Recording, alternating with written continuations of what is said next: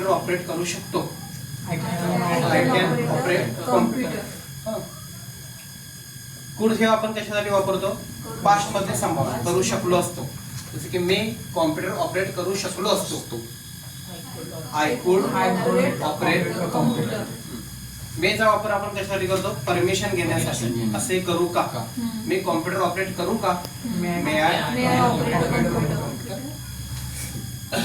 May be हे भविष्यातील संभावना, कदाचित असं होईल. जसे की मी कदाचित कॉम्प्युटर ऑपरेट करेन. आय मे बी अगोदर पण वापरू शकता. May be I operate computer.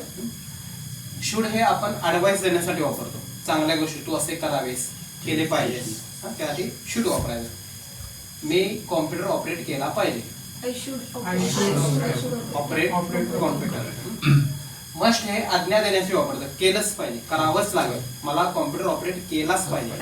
I must operate the computer. Dare to हे धाडस दर्शवण्यासाठी. मी कॉम्प्युटर ऑपरेट करण्याला धाडस करावं. I dare to operate computer. Would like हे आपण असे करायला आवडेल हे अर्थाने वापरतो. मला कॉम्प्युटर ऑपरेट करायला आवडेल. हॅव टू म्हणजे असे करायचे आहे. म्हणजे आपला एक प्लॅन सांगतो. मला कॉम्प्युटर ऑपरेट करायचं आहे. कॉम्प्युटर. नीड टू हे गरज आहे. मला ह्या गोष्टीची गरज आहे, त्या गोष्टीची गरज आहे. गरज आहे, मला कॉम्प्युटर वापरायची गरज आहे. आणि यूज टू हे पास्ट मधल्या हॅबिट. म्हणजे असं करत असे, करायचं फार पूर्वी, बट नॉट लॉंगर. आता ते करत नाही आपण. त्यात यूज टू म्हणजे मी कॉम्प्युटर ऑपरेट करत असे किंवा करायचं. एक वाक्य आपण सगळ्या मॉडेल्स मध्ये आता प्रॅक्टिस करणार आहे.